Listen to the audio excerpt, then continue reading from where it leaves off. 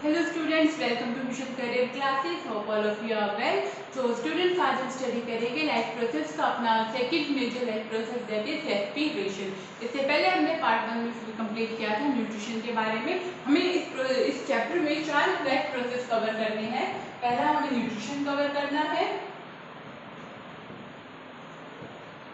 दूसरा हमें respiration cover करना है,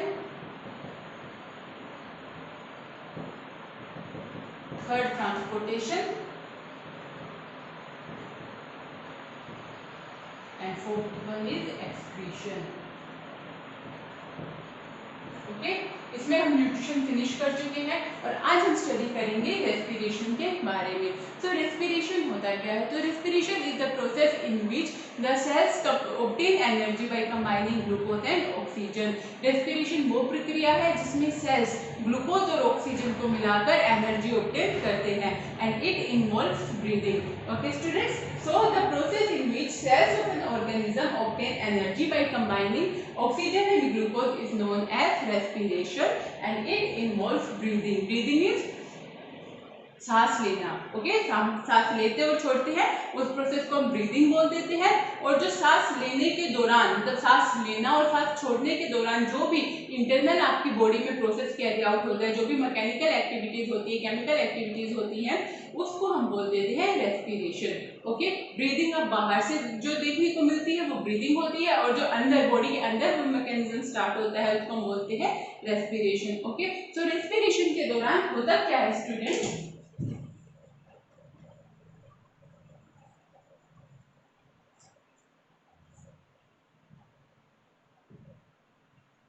During respiration, the digestive food materials are broken down to release energy in the form of ATP। Okay, तो respiration के process के दौरान क्या होता है कि जो भी खाना हमने खाया है, जो भी भोजन हमने ग्रहण किया है, हम उस भोजन को छोटे छोटे टुकड़ों में तोड़ लेते हैं जिससे कि एनर्जी रिलीज होती है एटीपी की फॉर्म में। अगर आपको आपके 9th क्लास का सेल वाला चैप्टर याद हो तो उसमें हमने स्टडी किया था कि एटीपी एडिनोसाइन ट्राइफॉस्फेट को हम एनर्जी करेंसी ऑफ सेल बोलते हैं। बॉडी के कोई भी फंक्शन कैरी आउट करने के लिए बॉडी को एनर्जी की जरूरत होती है और ये एनर्जी हमें किस फॉर्म में मिलती है? एटीपी की फॉर्म में मिलती है। Okay, so ATP that is adenosine triphosphate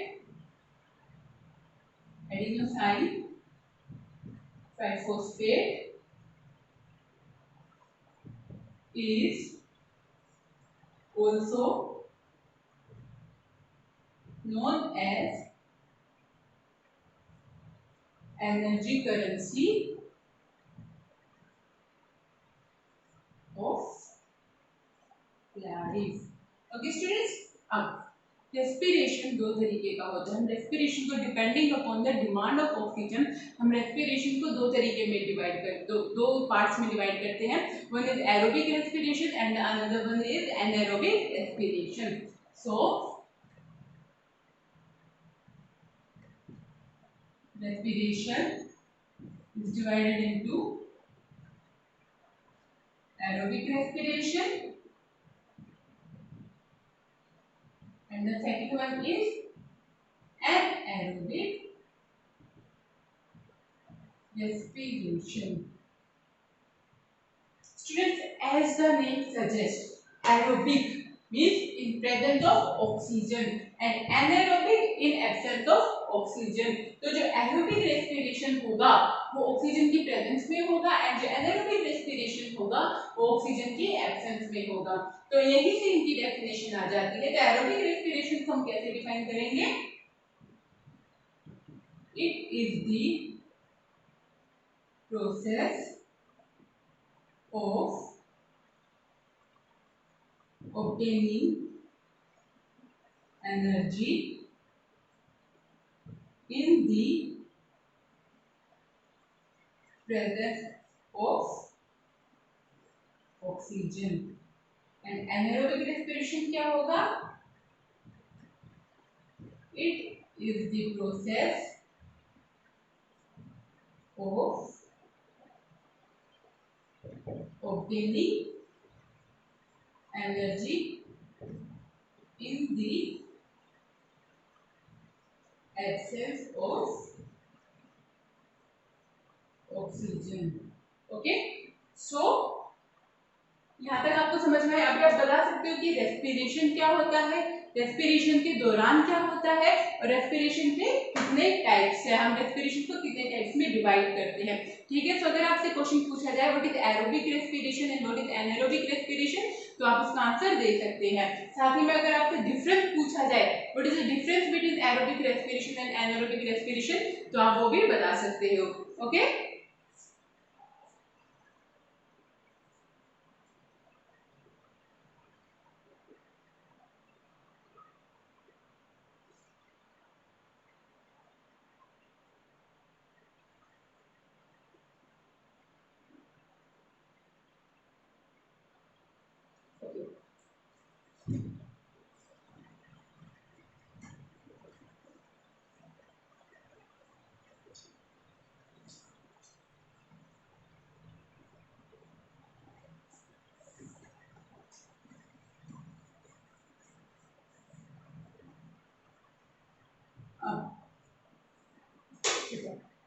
respiration चाहे कोई सा भी हो, एरोबिक रेस्पिरेशन हो या एनारोबिक रेस्पिरेशन हो, जो फर्स्ट स्टेप होगा उसमें क्या होगा, जो आपका 6 कार्बन मॉलिक्यूल है दैट इज आपका ग्लूकोज है, वो 3 कार्बन मॉलिक्यूल में ब्रेक करेगा दैट इज पायरुवेट। तो यहाँ पे क्या होगा, जो आपका C6H12O6, ओके, ये क्या है आपका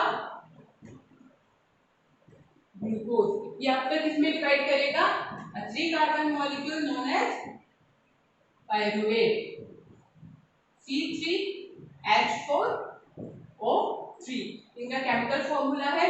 ठीक है, अब इसके बाद आएगा आपका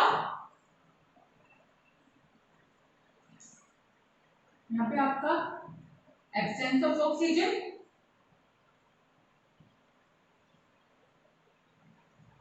यहाँ पे आपका लैक ऑफ ऑक्सीजन,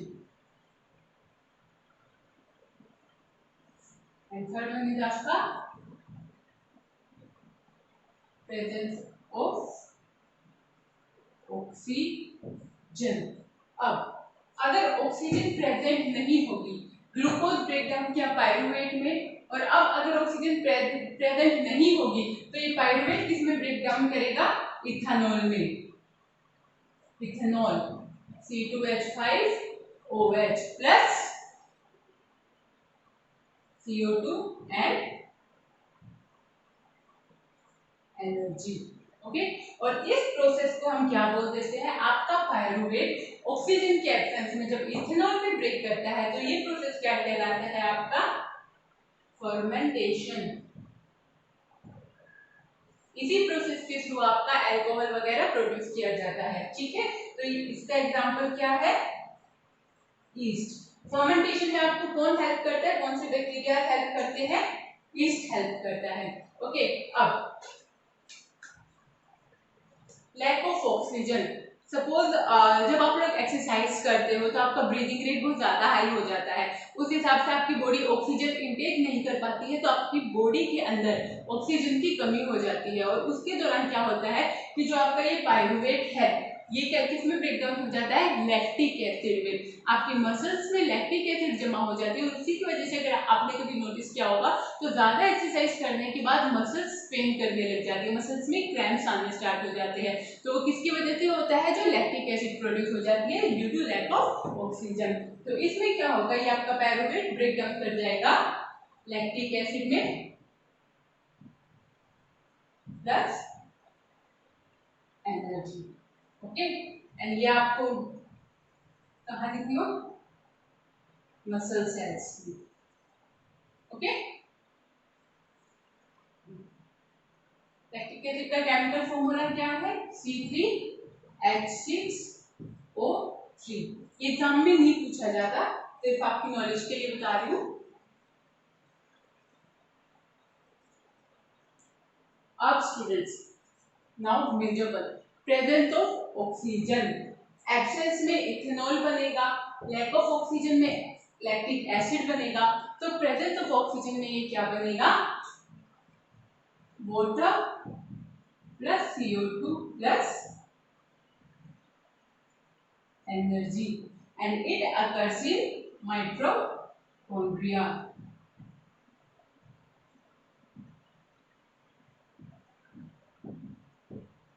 ओके, आया यहाँ तक समझ में?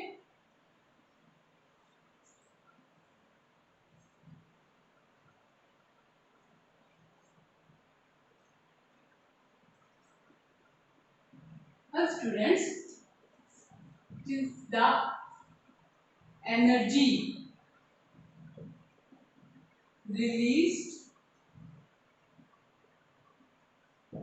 during the process of cellular respiration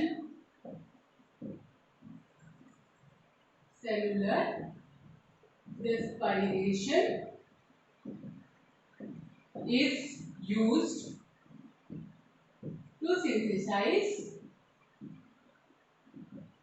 molecule of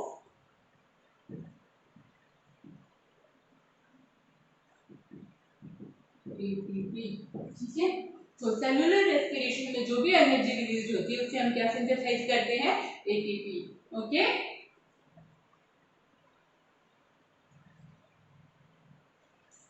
अभी इसके बाद हम नेक्स्ट स्टडी करेंगे human respiratory system.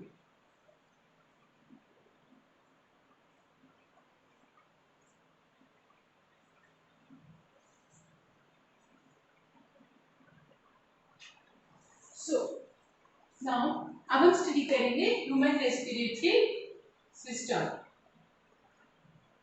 Human respiratory system. Okay, so ये आपका लंग्स का एक रफ डायग्राम है, ड्राइंग थोड़ी सी कमजोर है। सो यहाँ पे आप देखेंगे ये आपका नेजल पैसेज है, ये आपकी माउथ कैविटी है। नेजल पैसेज के थ्रू आपकी एयर अंदर जाएगी और यहाँ फेरिंग्स, लैरिंग्स, ट्रैकिया से होती हुई आपकी एयर यहाँ पे लंग्स में आ जाएगी। ठीक है, तो जो टेरेस्ट्रियल ऑर्गेनिज्म होते हैं स्टूडेंट्स, वो एटमॉस्फेयर में जो ऑक्सीजन प्रेजेंट होती है उसको इनहेल करते हैं, वहीं जो एक्वाटिक ऑर्गेनिज्म होते हैं वो जो वाटर में डिजोल्व ऑक्सीजन होती है उसको इनहेल करते हैं। ठीक है, तो ह्यूमंस में एयर का पैसेज क्या होगा, सबसे पहले आपकी एयर कहाँ पे जाएगी, पाथवे। क्या होगा, सबसे पहले आप जब सांस लेते हो तो हवा कहाँ जाती है, एयर कहाँ पे जाती है, आपकी नोस्ट्रिल्स में। ओके, सो नोस्ट्रिल्स में। ठीक है, अब स्टूडेंट्स आपके नोस्ट्रिल्स में प्रेजेंट होते हैं fine hairs along with mucus. अब उन फाइन हेयर्स और म्यूकस का काम क्या है कि जो भी एयर आप इनहेल करते हो उसमें बहुत से डस्ट पार्टिकल्स होते हैं और भी अनवांटेड चीजें होती हैं, तो आपके फाइन हेयर्स और आपका म्यूकस उस जो भी एयर आप इनहेल कर रहे हो उस एयर को फिल्टर करने में मदद करते हैं। तो आपकी बॉडी के अंदर जो जाएगी वो फिल्टर्ड एयर जाएगी, इसलिए आपके नोस्ट्रिल्स के हेयर और म्यूकस बहुत ही इंपॉर्टेंट होते हैं। ओके, तो नोस्ट्रिल्स के बाद आपकी एयर कहाँ जाएगी, नेजल पैसेज में। उसके बाद एयर पहुंचेगी आपके फेरिंग्स में, फेरिंग्स ग्लैंड, फेरिंग्स के बाद जाएगी आपके लैरिंग्स में, और लैरिंग्स में ट्रैकिया के थ्रू होते हुए आपकी एयर पहुंच जाएगी आपके लंग्स में। ओके, अब आपका ये जो ट्रैकिया है स्टूडेंट्स, इसमें ये रिंग्स ऑफ कार्टिलेज प्रेजेंट है। इन रिंग्स ऑफ कार्टिलेज का फंक्शन क्या है कि ये आपके ट्रैकिया को कोलैप्स होने से बचाती है, आपका जो एयर पैसेज है उसे कोलैप्स होने से बचाती है। ठीक है, और लंग्स में फिर जाके आपके लंग्स में आपका ट्रैकिया फर्दर डिवाइड हो जाता है छोटे छोटे स्मॉलर सब यूनिट्स में। ब्रोंकाई में ब्रोंकाई डिवाइड करेंगे, फर्दर ब्रोंक्यूल्स में ब्रोंक्यूल्स डिवाइड करेंगे एल्वियोलाई में, और एल्वियोलाई वो जगह है जहां पे आपका एक्चुअल एक्सचेंज ऑफ गैसेस होता है। ओके, अब इसको डिटेल में स्टडी करेंगे हम।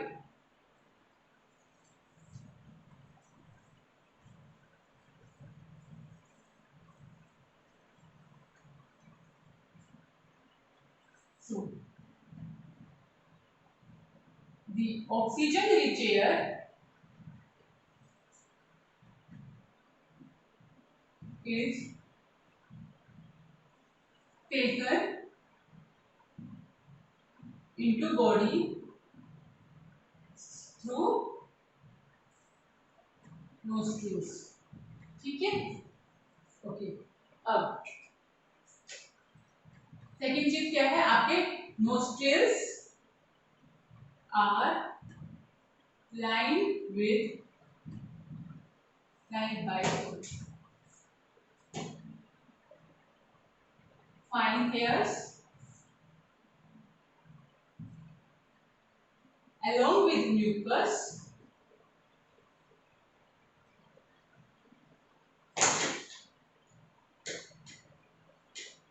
which helps in filtration of air। Okay, ठीक है। हवा सबसे पहले पहुंचेगी आपके नोस्ट्रिल्स में। नोस्ट्रिल्स में आपके फाइन हेयर्स प्रेजेंट है, म्यूकस प्रेजेंट है जो उस एयर को प्योरीफाई करेगा, फिल्टर करेगा। उसके बाद एयर पहुंचेगी आपके फेरिंग्स में, लैरिंग्स में, देन ट्रेकिया से होते हुए वो पहुंच जाएगी आपके लंग्स में। ठीक है। रिंग्स ऑफ कार्टिलेज का फंक्शन क्या है? Rings of cartilage are present in trachea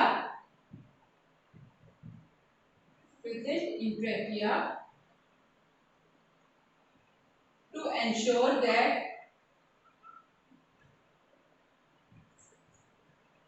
the air passage does not collapse। ये रिंग्स ऑफ कार्टिलेज आपके एयर पैसेज को कोलैप्स करने से बचाती है। Okay,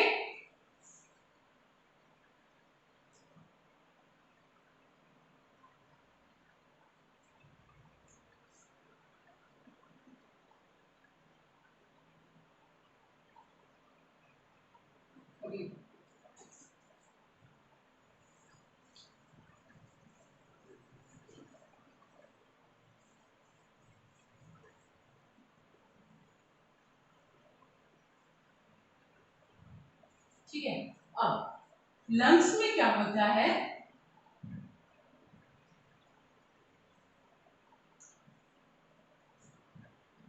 The air passage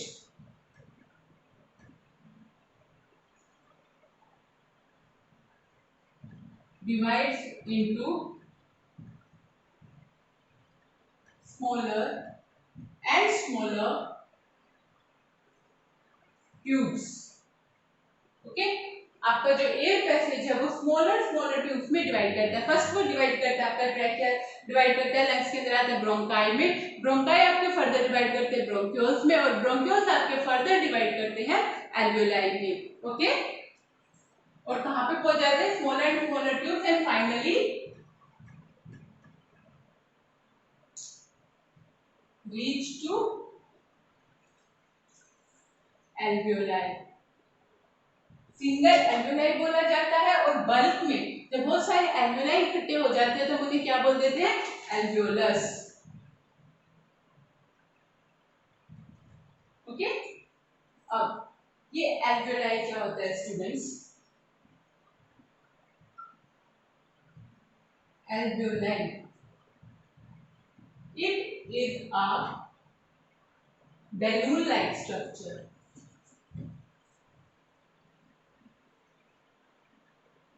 Balloon-like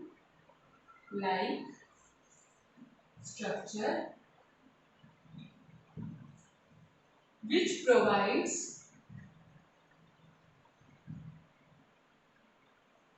surface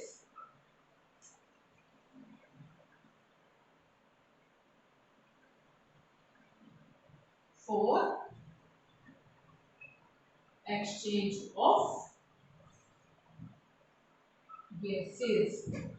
आपका एल्वियोलाई की लंग्स का वो मेजर पोर्शन है जहां पे एक्सचेंज ऑफ गैसेस रियली में होता है। ओके, अब वो कैसे होता है? द नेक्स्ट क्वेश्चन इज कि एक्सचेंज ऑफ गैसेस कैसे होता है? स्क्रीन नोट डाउन कीजिए।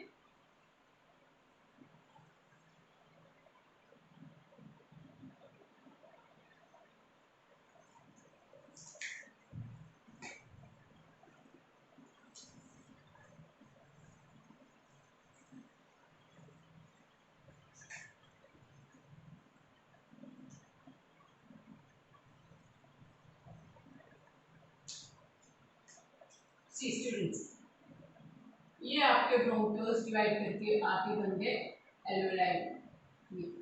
ओके, ये है आपका एल्वेओलाई। ठीक है, अब आपकी एयर यहाँ इस एल्वेओलाई तक पहुंच चुकी है। अब ये जो आपका एल्वेओलाई है स्टूडेंट्स, ये कनेक्ट होता है आपके ब्लड वेसल्स से। ओके, सो ये आपका कनेक्ट होता है आपकी ब्लड वेसल से। ब्लड वेसल्स को ऐसे आप अगर 3D में इसको इमेजिन करने की कोशिश करोगे तो सपोज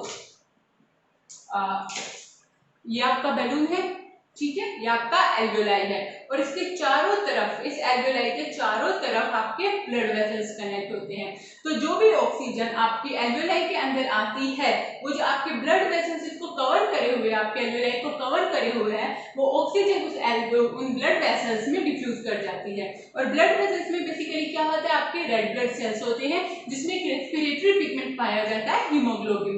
उस हीमोग्लोबिन की स्ट्रॉन्ग एफिशिएंसी होती है कि वो ऑक्सीजन को बाइंड कर लेता है अपनी तरफ। तो आपकी ऑक्सीजन हीमोग्लोबिन के साथ बाइंड होकर आपके ब्लड में मिल जाती है और फिर ब्लड आपकी पूरी बॉडी के ईच एंड एवरी सेल को वो ऑक्सीजन प्रोवाइड कर देता है। ओके, तो समझ आएगा, ये आपके एल्वेओलाई के चारों तरफ ये ऐसे ब्लड वेसल्स है, ठीक है, ये ब्लड वेसल से कनेक्टेड है इसकी वॉल्स, ये इधर भी ब्लड वेसल्स आ रही है और यहां से फिर fusion of gas, fusion of oxygen हो जाता है। ठीक है,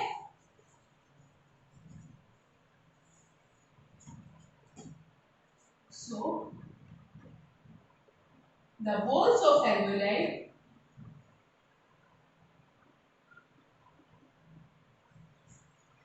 are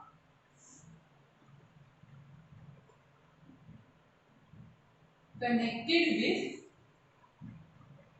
blood vessels. Okay, the oxygen dissolve in hemoglobin present in red blood cells, and then this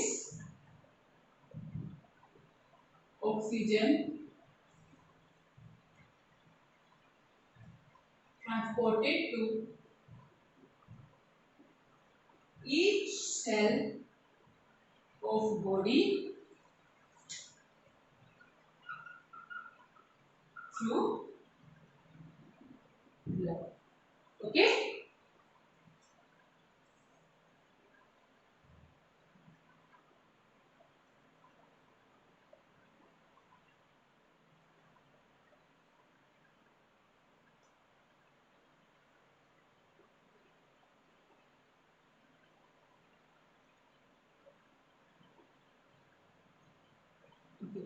so now students, जब आप एयर इन कर रहे हो और आप एयर आउट कर रहे हो तो क्या होता है कि जो आपके लंग्स होते हैं वो ना एक पर्टिकुलर अमाउंट, एक रेजिडुअल वॉल्यूम ऑफ एयर, मतलब आप कंप्लीटली जो एयर इन कर रहे हो कंप्लीटली आउट नहीं कर रहे हो। आपके लंग्स हमेशा कुछ एक स्मॉल अमाउंट ऑफ एयर हमेशा अपने अंदर स्टोर करके रखता है ताकि जो आप एयर इन कर रहे हो और आप एयर आउट कर रहे हो तो उसको टाइम लेने में, उसको एब्जॉर्ब होने में और रिलीज होने में उसको सफिशिएंट टाइम मिल जाए। ठीक है, तो वो वॉल्यूम जो लंग्स स्टोर करके रखते हैं वो क्या कहलाएगी, residual volume.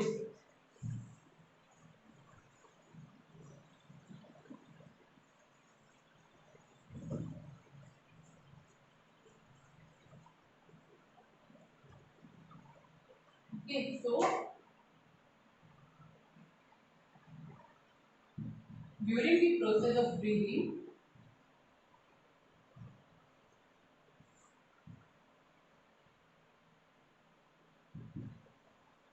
when air comes in and let out, the lungs contain a small amount of oxygen, जिसको हम क्या बोल देते हैं, residual volume. Residual volume so that sufficient time can be taken for absorbing oxygen and releasing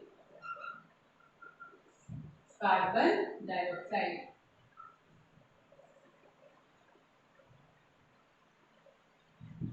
okay students, so जो आपके lungs है, जो आपके फेफड़े हैं, वो कभी भी बिल्कुल खाली नहीं होते हैं। उनमें हमेशा हर वक्त एक रेजिडुअल वॉल्यूम, एक small amount of oxygen present होता है, ताकि जो भी आप नई ऑक्सीजन इनहेल कर रहे हो और कार्बन डाइऑक्साइड आउट कर रहे हो, तो उनको दोनों प्रोसेस को होने में, ऑक्सीजन एब्जॉर्ब होने में और कार्बन डाइऑक्साइड रिलीज होने में एक सफिशिएंट टाइम मिल जाए। क्योंकि अगर आपके लंग्स बिल्कुल हवा से खाली हो गए तो गॉड नोस। ओके,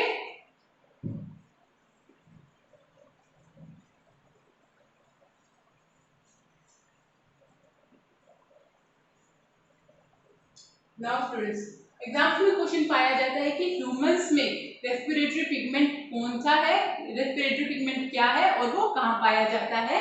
तो ह्यूमंस में जो रेस्पिरेटरी पिगमेंट है, रेस्पिरेटरी पिगमेंट वो है आपका haemoglobin,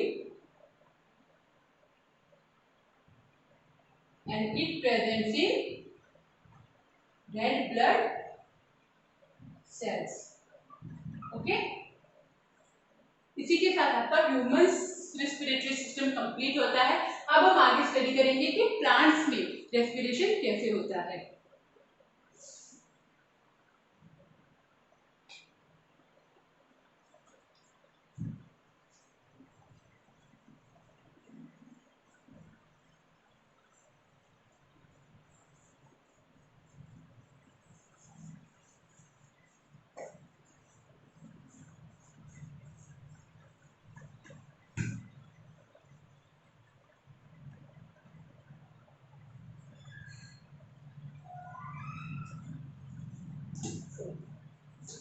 Next is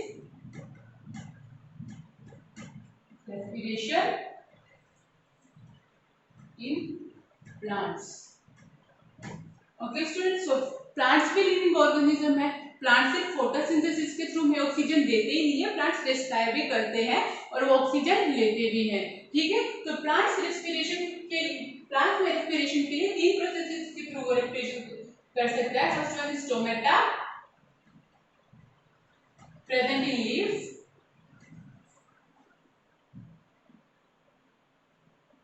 second one is lenticels,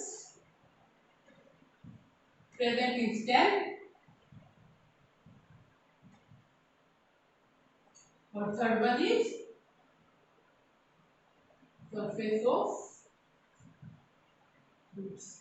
okay, ठीक है, आपके लीव्स में स्टोमेटा प्रेजेंट होता है, स्टेम में लेंटिसल्स प्रेजेंट होते हैं और रूट्स के सरफेस के थ्रू भी आपका प्लांट रेस्पायर कर सकता है। ओके, अब रेस्पिरेशन के दौरान क्या होता है स्टूडेंट्स, फोटोसिंथेसिस में क्या होता है कि प्लांट कार्बन डाइऑक्साइड और वाटर लेता है और ऑक्सीजन आपको देता है अलोंग विद ग्लूकोज। अब रेस्पिरेशन में क्या होता है students,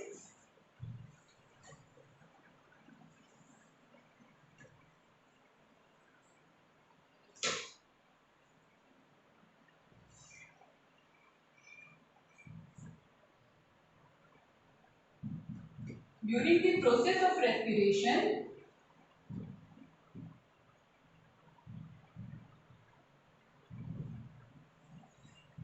plants takes up oxygen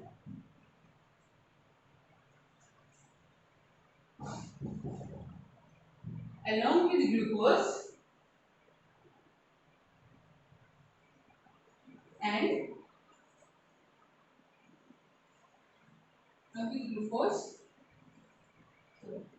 to create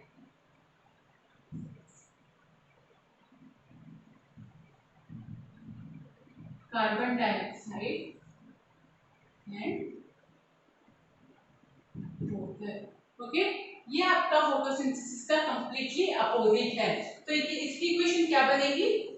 C6H5 plus oxygen gives you CO2 plus O6. C6H12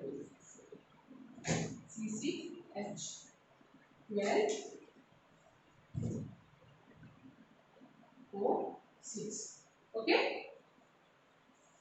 plus में energy.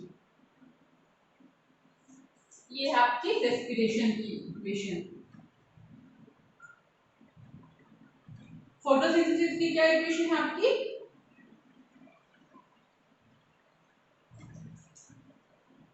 CO2 plus H2O in the presence of sunlight and chlorophyll gives you C6H12O6 plus O2. Now see the difference. So plants दिन में photosynthesis के through आपको oxygen देते हैं and रात में वो ऑक्सीजन कंज्यूम करते हैं टू रेस्पायर। इसीलिए आपको कहा जाता है कि रात के टाइम पेड़ के नीचे नहीं सोना चाहिए, क्योंकि उस टाइम पे पेड़ ऑक्सीजन लेते हैं, कार्बन डाइऑक्साइड रिलीज करते हैं, तो वहाँ पे कार्बन डाइऑक्साइड का अमाउंट बहुत ज्यादा हो जाता है। इसीलिए पुरानी कहावत में कहा जाता है कि रात को कभी भी पेड़ के नीचे नहीं सोना चाहिए। ओके, तो इसी के साथ स्टूडेंट्स आपका रेस्पिरेशन टॉपिक फिनिश होता है। इसके बाद हम अपने नेक्स्ट पार्ट में स्टडी करेंगे आपके ट्रांसपोर्टेशन के बारे में, एक्सक्रीशन के बारे में। तब तक के लिए थैंक यू।